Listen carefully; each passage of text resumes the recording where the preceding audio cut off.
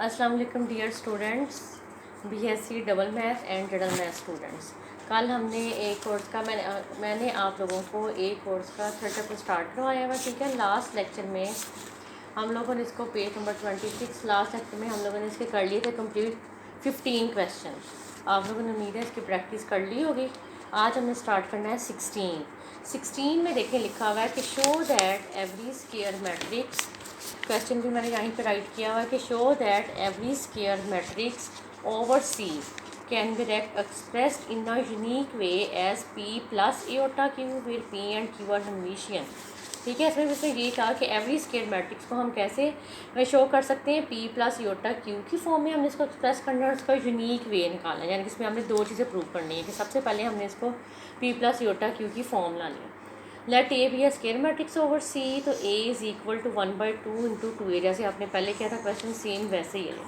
और ए प्लस ए, अब इसमें आपने ए बार ट्रांसपोज जो है वो ऐड भी कर दिया और सब्सट्रैक्ट भी कर दिया, ठीक है। ये बन गया ए प्लस ए बार ट्रांसपोज, क्योंकि अब हमने फॉर्म बनानी थी पी प्लस एओटा क्यू की, इसलिए हमने इसको 1/2 को दोनों के साथ मल्टीप्लाई यहाँ कर दिया और साथ ही एओटा को इस वाले मैट्रिक्स के साथ मल्टीप्लाई भी कर दिया और डिवाइड भी कर दिया। इस तरह ये जो है ये इक्वल हो गया पी के और इसको हमने ले लिया क्यू, ठीक है। ए हमारा इक्वल आ गया पी प्लस एओटा क्यू के। अब हमने शो करना है, ये पी की वैल्यू है प्लस वाली और माइनस वाली है क्यू की वैल्यू।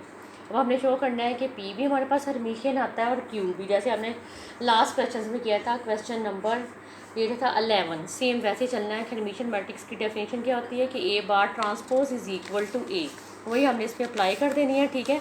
सबसे पहले ये पी मैट्रिक्स है, तो पी इक्वल है आपका half A plus A bar transpose. पहले पी बार लें सारी, ठीक है।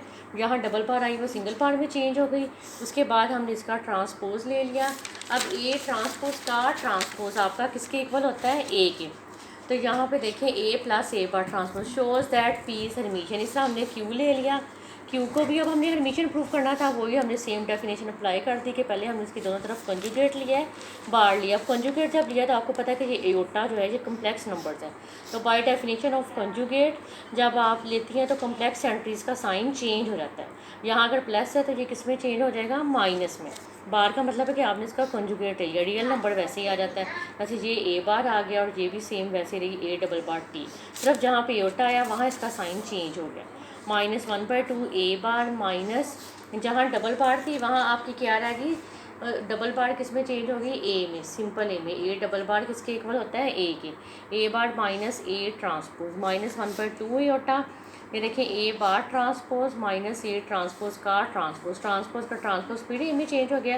अब आपको पता है क्यू की वैल्यू थी ए माइनस ए बार ट्रांसपोज, इसलिए हमने इसको यानी कि इसका साइन बाहर लिया है, जब माइनस माइनस क्या हो गया प्लस, और ये आपका आंसर आ गया शोज़ क्यू इज़ हर्मिशियन। अब ये आपका क्वेश्चन यहाँ तक कंप्लीट हो गया, लेकिन उसने हमें कहा था कि हमने ये भी प्रूव करना है कि uniqueness of matrices P and Q, ठीक है। We prove that uniqueness of matrices P and Q if possible. इसके लिए हमने सपोज कर लिया कि हमारे पास एक और मैट्रिक्स ए है, वो किसके इक्वल है, आर प्लस एओटा है इसके। जैसे हमने पहले ए को लिया था पी प्लस एओटा, किस तरह हमने ए को सपोज कर लिया R plus iota S, where R and S are Hermitian. अब अगर आर एस हर्मिशियन है तो बाय डेफिनेशन वही A bar transpose R plus A bar transpose A के इक्वल ही होता है R plus iota S bar का ट्रांसपोज। अलग अलग हमने बार ले ली, यहाँ पे फिर एओटा था कंजुगेट, बार का मतलब है कंजुगेट लेना, तो फिर इसका साइन जो है वो चेंज हो गया, माइनस आ गया। और यहाँ पे देखें ए बार ट्रांसपोज इक्वल हो गया are bar transpose minus iota S transpose, तो ए बार ट्रांसपोज जो है वो इक्वल आ गया आर माइनस एओटा एस के। ये आपकी इक्वेशन नंबर 2 बन गई। आपको पता है are bar by definition of Hermitian A bar transpose A के इक्वल होता है, इस तरह आर बार ट्रांसपोज आर के इक्वल और एस बार ट्रांसपोज जो है वो एस के इक्वल होता है, आर माइनस एओटा एस। अब ये दो इक्वेशंस हो गई, एक आपके पास थी A plus A is equal to R plus iota S, और दूसरी आपके पास आ गई A bar transpose is equal to R minus iota S. अब हमने इन दोनों इक्वेशंस को ऐड कर दिया, ऐड 1 और 2। अब हमने ऐड किया तो यहाँ पे देखें A plus A bar transpose is equal to iota S के साथ कैंसिल हो गया, आर प्लस आर 2 आर आपके पास आंसर आ गया। जब हमने आर की वैल्यू निकाली तो ये किसके इक्वल आ गई, पी के।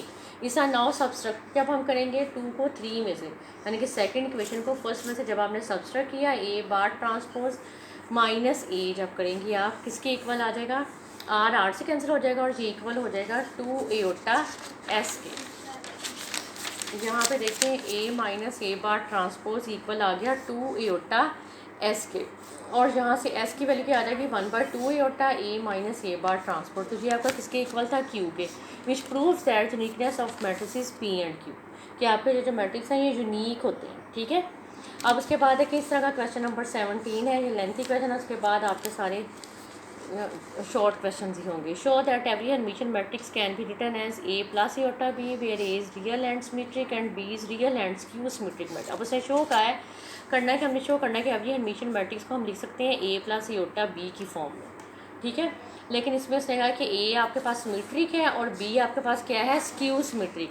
तो इसके लिए देखें as A is real and symmetric so A bar is equal to A, और ए ट्रांसपोज किसके इक्वल होगी, ए के। Also B is real and skew symmetric so B bar जो है वो बी की इक्वल होगी, और बी ट्रांसपोज जो है वो किसके इक्वल होगा, माइनस बी के। Suppose matrix can be written as P is equal to A plus iota B.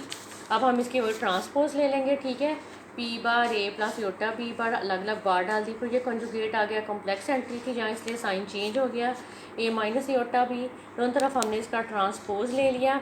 ये भी आपने पीछे बताया था कि ए बार ए के इक्वल है और बी बार किसके इक्वल है, बी के, वही हमने यहाँ पे पुट कर दिया।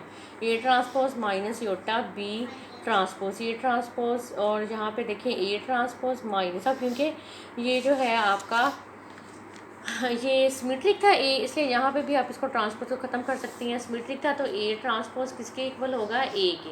ये हमें गिवन था कि ए इज़ रियल एंड सिमेट्रिक और बी क्या था, रियल एंड स्क्यू सिमेट्रिक, इसलिए हमने लिखा है कि बी ट्रांसपोज इक्वल हो जाएगा माइनस बी के।